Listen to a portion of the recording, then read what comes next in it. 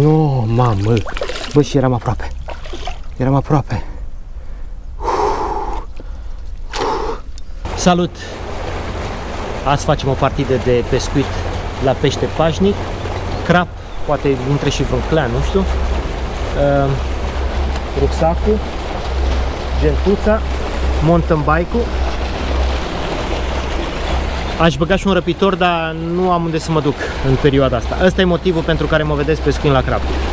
O să pescuim aici. E un mic baraj. Nu am mai pescuit niciodată.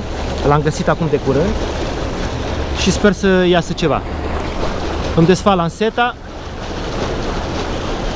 și mă apuc de treabă. Vizionare plăcută!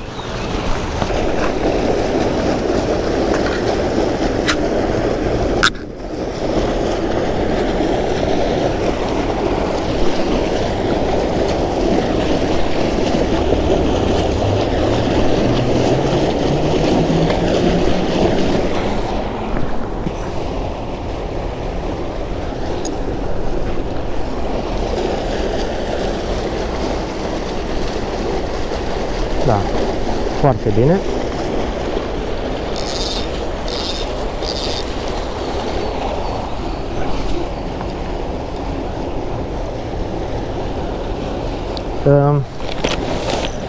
Să vă arăt.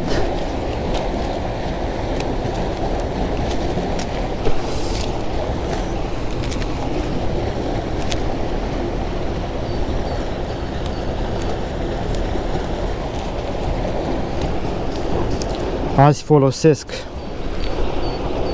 un cârlig numărul 10 legat cu 0.18. Dățile trecute foloseam un 0.16, azi folosesc un 0.18 că am văzut că sunt crapi. Am dat de crap mai mari și să fiu puțin mai la sigur. Și cârligul puțin mai mare. O să pun o boabă de porumb și cu 2 viermișori pentru început. Boaba de porumb în speranța să intre ceva mai mare. Dacă nu văd că nu am prezentări, o să trec decât pe viermișori. Oricum, da, o să pescuim aici. Numai că eu o să stau puțin ascuns. O să mă dau aici, o să stau pe partea asta, să nu o să vedeți pluta, dar drill-ul. Sper să fie ok drill. Bun. Și începem.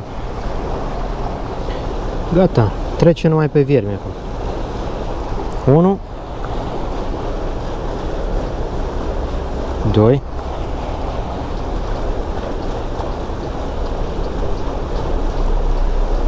3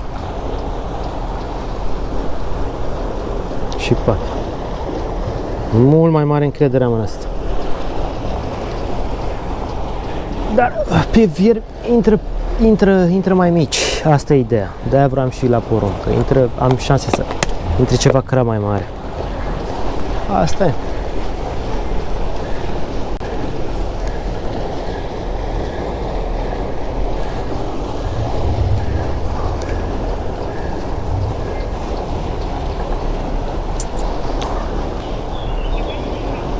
Tras. Atras.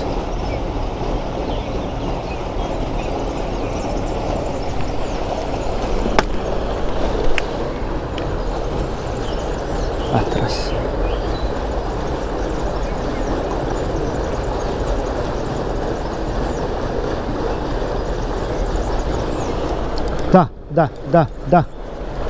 Este primul pește. Un clan.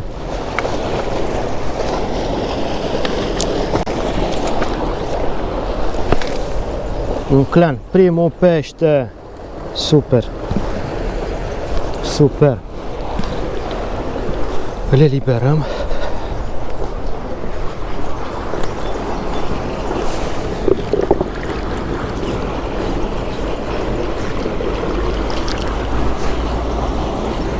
Îl eliberăm.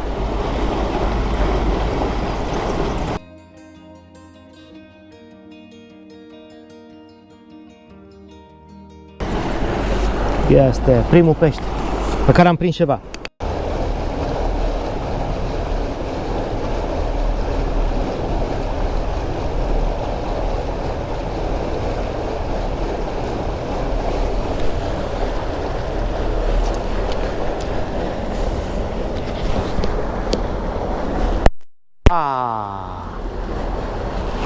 Da. A plecat cu ea, dar nu-i bine. Ampluta prea mare. Ampluta prea mare, nu-i bine. Trebuie să facem altă montură dacă reușim.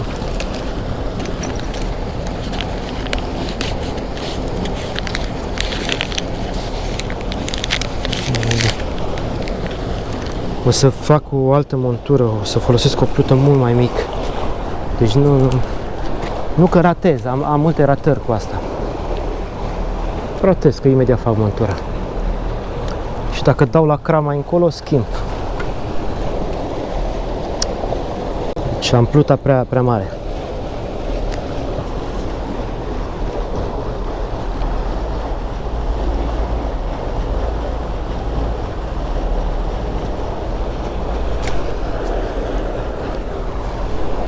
Mamă, ce pește frumos!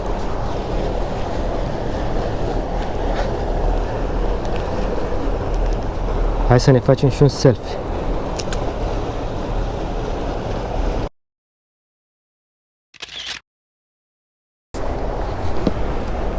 Da, deci, în mod oficial, ăsta e cel mai mare pește prins pe 2021 de mine.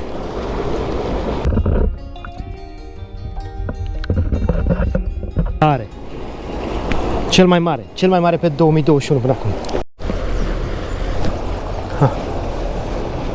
Nu mă gândeam că vin și mi se transformă partida de pescuit la clan sau la fâțe. Dar orice, uite, trăsătură iarăși, a plecat. Gata, incredibil. Uite ce pește am ajuns să prind.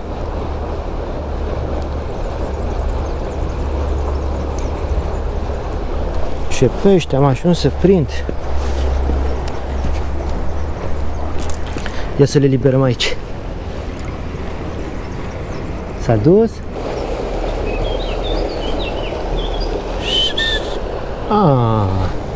Ce pești, mă, frate, sunt aici. Ce pești!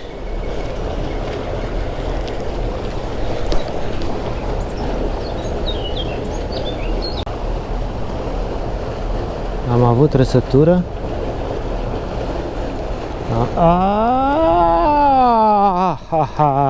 Păi și deci sunt și mai mari. Ia uite ce frumos. Ia uite ce frumos. Ia uite ce frumusețe. Încerc să fac niște eliberări cu camera asta sub apă, nu știu cum se vede.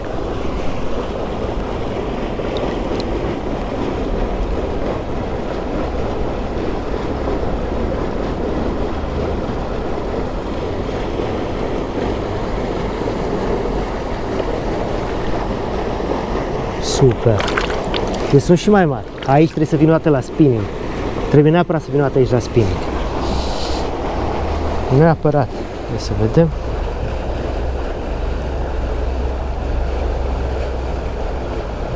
Dacă văd că am multe rateuri, încep să pun viermișori într-un alt mod. Acum am zis să fie așa ei, să aibă mai mare libertate de mișcare. Da. Zba, ia uite. Mamă, ce pești, frate.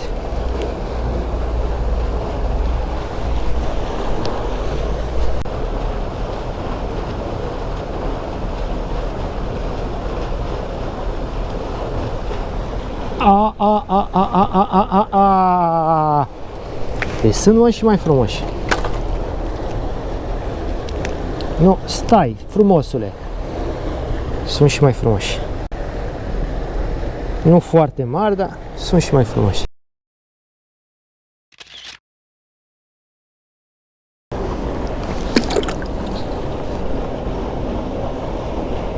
S-a dus și a intrat acolo. Iată, acolo are legătură. Da. Deci sunt și mai frumoși. Nu foarte mari, dar sunt și, uite, sunt și mai frumoși. Super.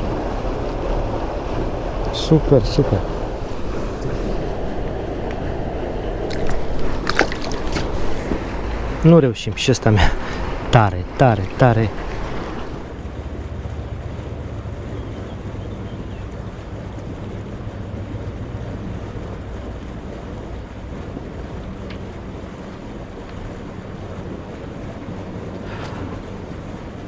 Big one. Big one. Da. Se pare că talia asta e. Nu mai insist aici. O să mergem împreună într-un alt loc. Îmi strâng bagajul și mergem într-un alt loc. Poate dăm de vreun crap acolo. Bun. Ne vedem, le liberez și ne vedem în următorul loc. Uite unde v-am adus. De aici am prins crap. Odată am pescuit de acolo, am prins 2 crapi. O broască țestoasă. Acum apa pe aici e limpede și de acolo vine apă tulbure și aici văd că e deja tulbure. Da. Să vedem ce prindeam azi aici.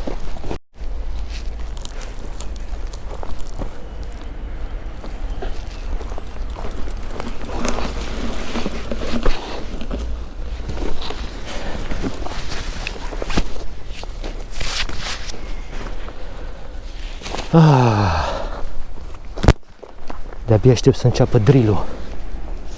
De-abia aștept să înceapă drill-ul. Primul lucru, momi.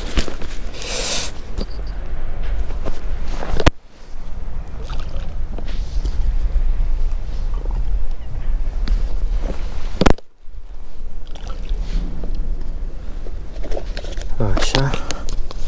Hai să-i dăm și câțiva viermișori. Nu prea mult.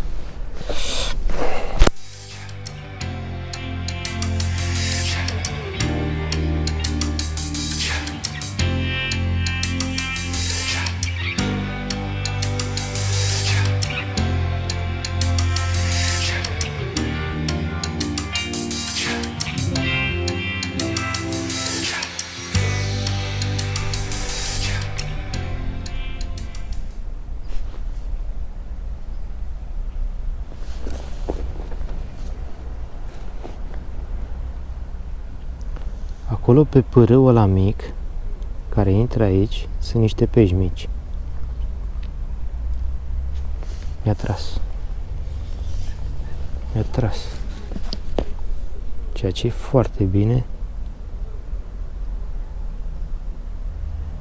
Dar e pește mic, cred. Ceea ce nu e bine.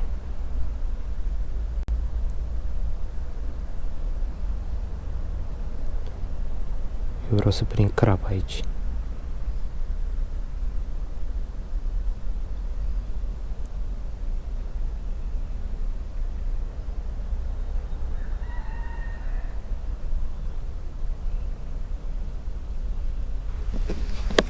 Mi-a tras.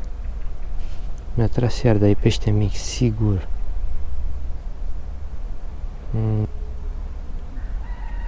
Sigur e pește mic.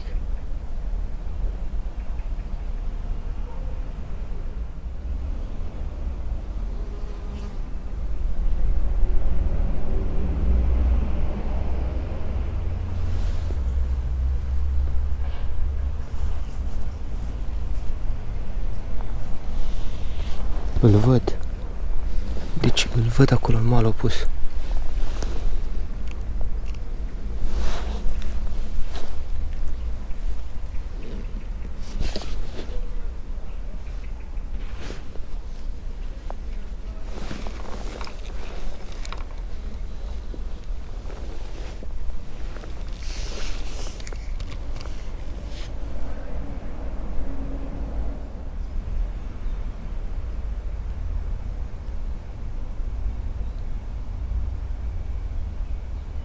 Uite. Îl văd cum se apropie.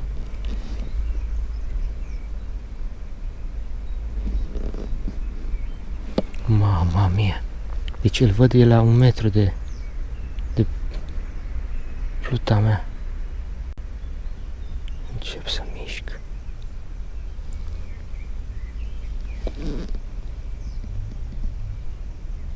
Incredibil. Îl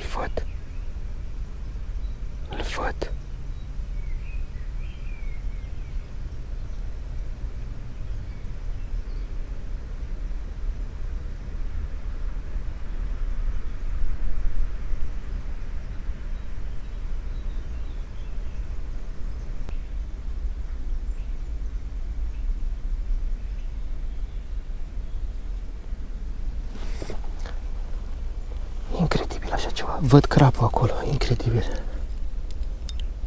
Mănâncă de pe fund.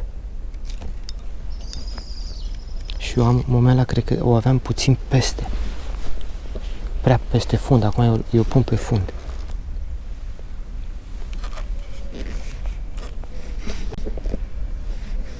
E incredibil așa ceva. N-am pescuit în viața mea, să vezi crapul și vrei să-i pui la gură, cum ar veni.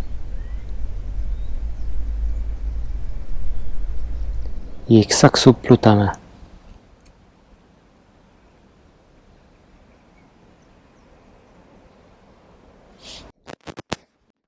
E exact sub pluta mea.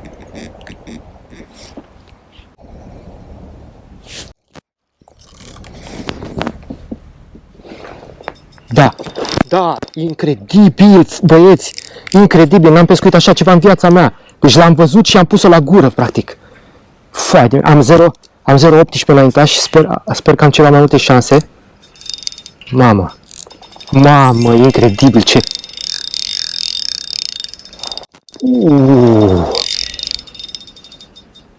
Trebuie să-l obosesc înainte. Uite, mă, ce frumos e.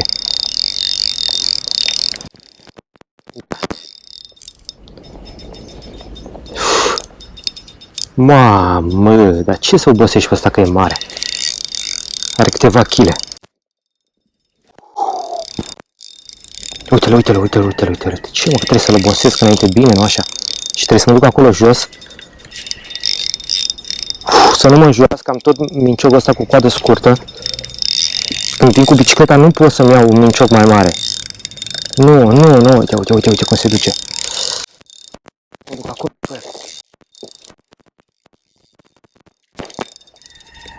L-am întors.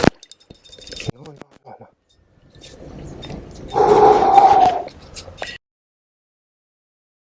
Asta e mare, frate.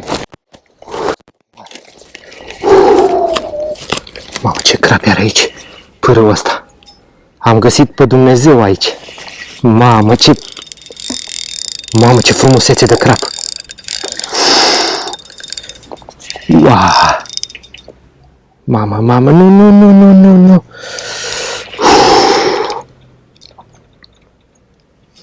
Mamă, ce frumusețe de crap. Mamă, nu e mic deloc.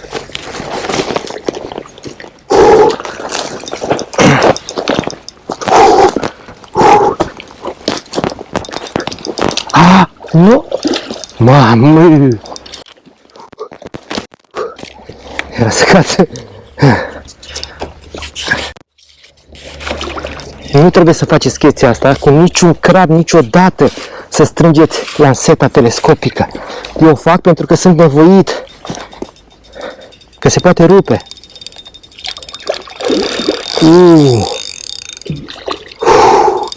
Mamă, cât e, frate! Uite cât e muncă. Păi, frate, cât ești.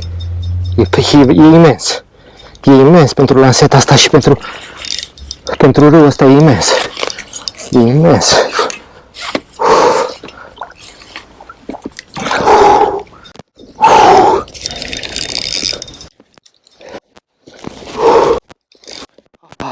Ce era să mi-o dau? No, asta e cel mai mare dintre toți, n-am prins niciunul ca asta. Aici.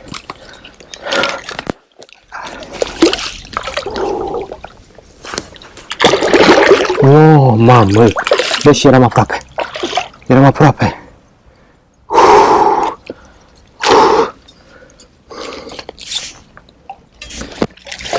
Ești obosit.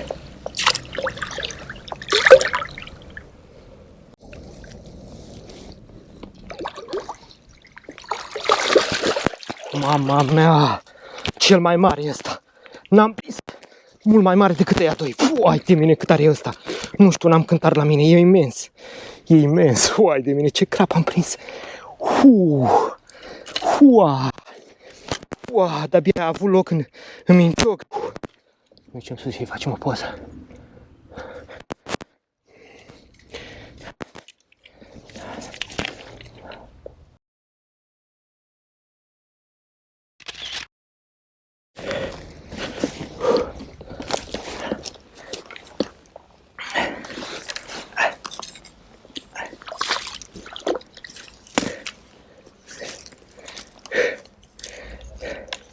Hai, du-te, du-te. Nu pot să intru în apă.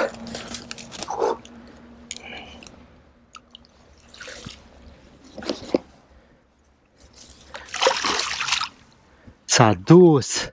S-a dus. Super. Super. L-am eliberat. Sper că s-a înțeles de ce folosesc mincioc cu coadă scurtă. O fac atunci când vin cu mountain bike-ul și cu rucsacul în spate și nu am cum să car unul mai mare. Nu recomand nimănui să strângă lanseta în timpul drillului. Nu, pentru că lanseta telescopică se poate rupe. Deci nu recomand. Ce fac eu e o nebunie, e un compromis.